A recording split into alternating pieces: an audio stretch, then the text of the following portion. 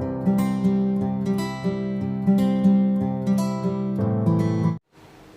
Students, welcome back. तो आज हम क्लास 10 में साइंस में आगे बढ़े। ठीक है, हमने पढ़ लिया था स्फेरिकल मिरर्स के बारे में, काफी कुछ पढ़ लिया। प्लेन मिरर के बारे में आज छोटा सा डिस्कशन है।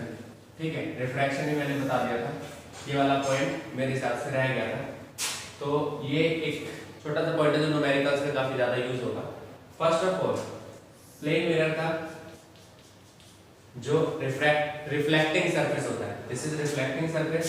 ये वाला पार्ट क्या है इसका? रिफ्लेक्टिंग सरफेस है। This is plane. ठीक है, ये प्लेन होता है। सेकंड थिंग, इसका जो फोकस होगा वो कहाँ होगा?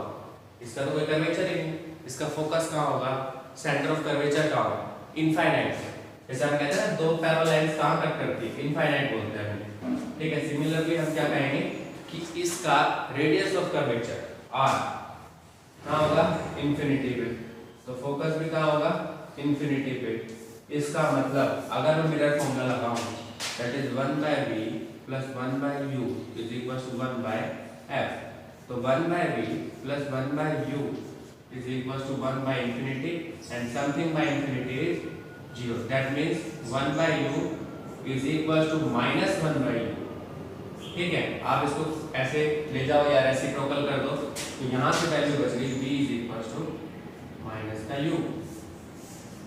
ठीक है, यानी कि अगर आप देखो तो जितने डिस्टेंस पे ऑब्जेक्ट बनेगा उतने ही डिस्टेंस पर इमेज बनेगी दूसरी साइड। अगर आपको ऑब्जेक्ट यहां पर जाइंट है और ये है 5 मीटर, तो इमेज भी कहां बनेगी? 5 मीटर डिस्टेंस पे। और इसी वजह से क्या होगा, हाइट भी दोनों की सेम आएगी। कैसे? देखो, फॉर्मूला है m is equal to -v/u, और जिसका मतलब होता है h2/h1। ठीक है, h2/h1। तो अगर मैं इसे आगे लिखूं, सिंपल सा पॉइंट राइट, तो v और u दोनों बराबर है। v की जगह रख दिया -u divided by u, h2/h1 cancel, 1 आ गया, h2/h1 और ये h1 यहाँ आ गया। दैट मीन्स h1 किसके इक्वल आएगा? h2 के। तो हाइट ऑफ इमेज और हाइट ऑफ ऑब्जेक्ट दोनों ही टर्म क्या आएगी? सेम आएगी। ठीक है, तो यानी कि आप कह सकते हो कि किसी भी प्लेन मिरर में जितने डिस्टेंस पर ऑब्जेक्ट है उतने ही डिस्टेंस पर इमेज बनेगी और सेम ही हाइट की बनेगी। यानी अगर 5 मीटर की दूरी पर डिस्टेंस ऑब्जेक्ट पर जेंट है और अगर उसकी जो हाइट है वो सपोज 2 मीटर है, तो इधर भी उसकी हाइट कितनी बनेगी? 2 मीटर ही बनेगी। ये स्पेशल कैरेक्टरिस्टिक्स है प्लेन मिरर की। इस पे काफी न्यूमेरिकल घुमा फिरा के पूछ लेता है। ठीक है, तो ऐसा कई बार ऐसे क्वेश्चन पूछता है, ऐसे मिरर का नाम बताओ जिसपे कि ऑब्जेक्ट और इमेज दोनों सेम ही डिस्टेंस पर बनते हैं। ठीक है, ऐसे कौन से मिरर है? दो। कौन से दो? एक तो प्लेन मिरर है और एक आपका कनकेव मिरर, यानी अवतल दर्पण जिसे हम कहते हैं। कनकेव मिरर में हमने क्या नोटिस किया है कि आपका जो ऑब्जेक्ट है वो एट सी, अगर सी पर प्रेजेंट है तो उसकी इमेज भी कहाँ आती है? सी पर ही आती है। ठीक है, बट प्लेन और कनकेव में क्या फर्क है? कनकेव वाले में ये इमेज बनती है आपकी रियल, और इसमें क्या बनती है? वर्चुअल। हमेशा आभासी इमेज बनाएगा, वर्चुअल ही बनाएगा। प्लेन मिरर कैसे बनाता है? सेम डिस्टेंस से बनाता है, सेम हाइट के बनाता है, बट कैसे बनाता है? वर्चुअल, यानी कि आभासी इमेज बनाता है। ये प्लेन मिरर की कैरेक्टरिस्टिक्स है। ठीक है, इसको ध्यान रखना, काफी पूछ लेता है। बाकी कई क्वेश्चन जब हम करवाएंगे, न्यूमेरिकल वाला क्वेश्चन जब स्टार्ट होगा तब ये ज्यादा चीजें क्लियर होंगी। ठीक है, तो आज हमें पढ़ना है refractive index. Refractive index, refractive index, और हिंदी में हम इसे बोलेंगे अपवर्तनांक। ठीक है, अपवर्तनांक। इसको दिखाते हैं म्यू से, दिखा देते हैं कई लोग, ऐसे दिखाते हैं म्यू। म्यू का मतलब है यू बनाओ और ये ऐसे करते हैं, दिस इज म्यू। ये इसका सिंबल है और एनसीईआरटी में एन देना है। ठीक है, तो रिफ्रैक्टिव इंडेक्स ये अपवर्तनांक रेशियो होता है speed of light in vacuum.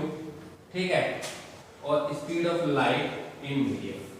किसी भी मीडियम का रिफ्रैक्टिव इंडेक्स दिखाता है, कैसे दिखा सकते हैं, रेशो लेना, वो किसका लेना, रेशो लेना है, लाइट की स्पीड किसमें, वैक्यूम में, ठीक है। वैक्यूम यानी जहां पर कुछ भी नहीं होता, एयर वाटर मतलब ना सॉलिड लिक्विड गैस, कुछ भी ऐसे नहीं दिखेगा, कुछ प्रेजेंट नहीं होता।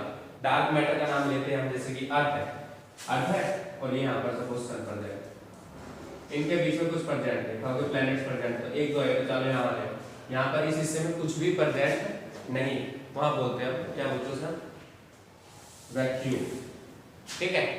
तो वैक्यूम में स्पीड ऑफ लाइट होती है 3 लाख किलोमीटर पर सेकंड और लिखे इसे तो 3 क्रॉस 10 की पावर 8 मीटर पर सेकंड, ठीक है। 3 क्रॉस 10 की पावर 8 मीटर पर सेकंड, ठीक। मीडियम है, अब किसी भी मीडियम में ये तो आपकी आ गई लाइट की स्पीड आ गई, दूसरे मीडियम में ये तो लाइट की स्पीड आएगी वैक्यूम में, दूसरे मीडियम में स्पीड ऑफ लाइट डिफरेंट हो सकती है। जितना ज्यादा डेंसर मीडियम होगा उतनी ही ज्यादा लाइट की स्पीड कम हो जाएगी। मैंने पहले एग्जांपल दिया था और इसके बारे में एक्सपेरिमेंटल वीडियोस भी बनी है, ठीक है। जैसे अगर आपको ग्लास का निकालना है तो ग्लास का क्या आएगा, C divided by velocity glass, ठीक है। फिर पॉइंट आता है क्या, एक मीडियम का दूसरे के रिस्पेक्ट में, इसका मतलब है मीडियम 1 का मीडियम 2 के रिस्पेक्ट में। दैट मींस अगर इसको लिख दिया, मैं आपको सिंपल तरीका लिख के देता हूँ, n1 मीडियम 1 का मीडियम 2 के रिस्पेक्ट में, तो मीडियम 1 का क्या लिखोगे, C by V1 divided by C by V2, C से C कैंसिल, वैल्यू क्या बन जाएगी V2 बाय V1,